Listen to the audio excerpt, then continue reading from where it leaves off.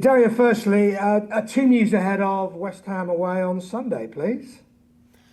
Look, not too much dissimilar from the previous week. Bruna, obviously, she's still out and for a little while. Fran's back with the team. Join us back in for training this week, so yeah, positive to have her back. Still a couple. Charlie's got a little bit of a niggle. Aisha and Marita not too far away, maybe in the second week of the internationals. I think they're sort of been marked down to be reintroduced with the squad. Maisie, she's suspended. I think that's it, to be fair. Forgive me to anyone if I've forgotten them, but I think that's it from the top of my head. You've obviously got a break after this week, so might you look at Fran, or might you just perhaps use her after the international break? Could she feature at the weekend, I guess, is what I'm asking. We have to have a look. She's only joined us at the start of the week. Still modified in some capacity of what she can and can't do. So we're trying to, don't want to just throw her in straight away. We have to be smart. She was out for quite a while, quite a substantial amount of time.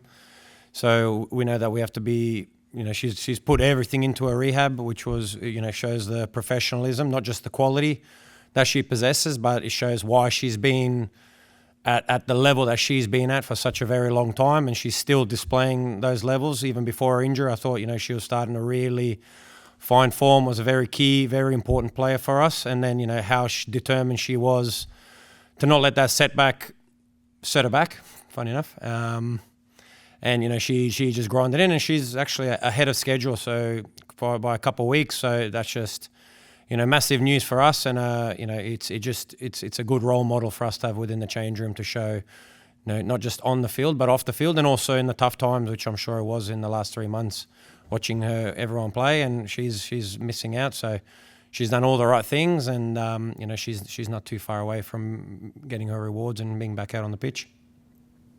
And another 2 goals for her England colleague Nikita Paris last week, and with that, she's got an England call-up for the first time in well over 2 years. She must be chuffed. You must be chuffed for her. Yeah, look, we're always very happy when they're called international team, and also if we just talk about Nikita, after quite a long time away from the squad, and I'm sure they always have that as their ambition, as their goal. Everyone wants to represent their country, and especially with the Euros coming up just around the corner. So we're all very thrilled. I think it's it just shows that if you do the right things, you put on the performance as well, which she has been. She leads from the front. She's intense. She creates havoc up there. Links the play well for us. She's scoring goals. So she's done all the right things, and it's always great to see that get rewarded.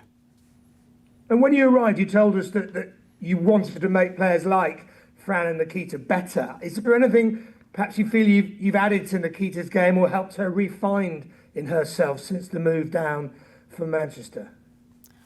You probably have to ask her that question. She'll be a better one to answer. But it always is that I take their development also very seriously. So it's not just where I'm results obsessed, where it's just get the result in any means necessary. Of course, we wanna win. We know we need to win.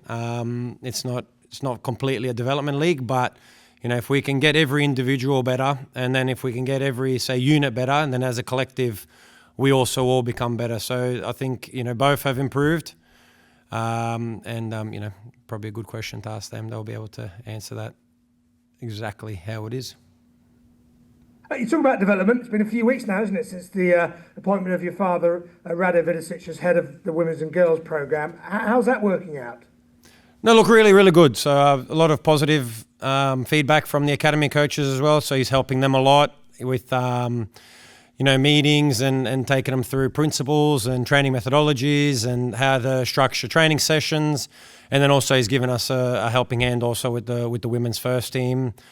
So it's awesome to have someone with his experience and also knowledge. And we've, as I've said before, we've worked together. So it's quite we've already shared that experience and had similar ideas at our time in Melbourne when I was, funnily enough, his assistant to begin my sort of coaching career in the women's game. So it's great to have him here, and not just helping me, but I think he's helped a lot of people inside the building already in such a short space of time.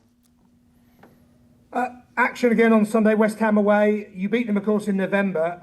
It seems hard to believe that was your last win in the league, Dario, wasn't it? Yeah, it does actually. It sort of it doesn't feel like that. I think when you go like a long period, and it would be such a long period. And I think obviously with the gap in between with the winter break, so we haven't been too pleased since we've come back. I thought towards the finishing up the season there were a lot of positive performances, even how we ended the season. Our last game against Tottenham, where I thought, first half in particular, and then also the reaction when we went down 1-0, I thought that was quite pleasing, especially in some difficult times with a very depleted squad, and to finish the week with 3. But since we've come back, I think we're slowly starting to get our rhythm back, slowly starting to find our football again. We know we had a tough game, especially tough conditions with the pitch as well, but when we went down 3-1, there was still that fight, there was still that desire, and we kept going. So big compliments to the team with that, and we know we're going to need similar again. We know it's a tough game. We had a good game the first time we played each other, and they've had 2 weeks to prepare for us. So it's going to be an interesting game, and I'm looking forward to the challenge. And finally, for me, if I may, is that next step in the second half of the season? You have played pretty well for this season. Is it just stepping up and winning more games? It's that simple. Is that the mark of a top side? It's just to win more often. 100%, yeah, 100% has to be. I think it's all well and good to talk about our identity or our or our processes and the development and all these things, but inevitably we need to also be able to get results to be able to back that up. So I think we've done well.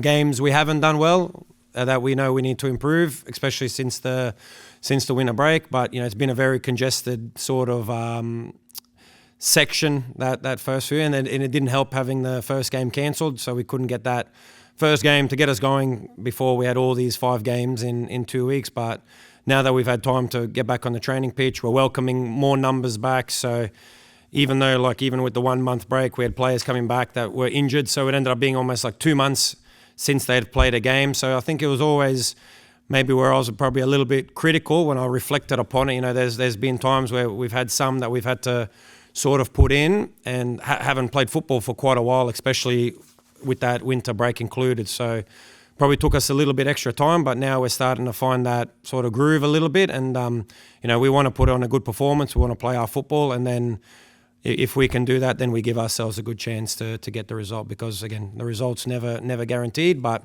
if we do everything that we can and we're mentally prepared, then we give ourselves a very good chance.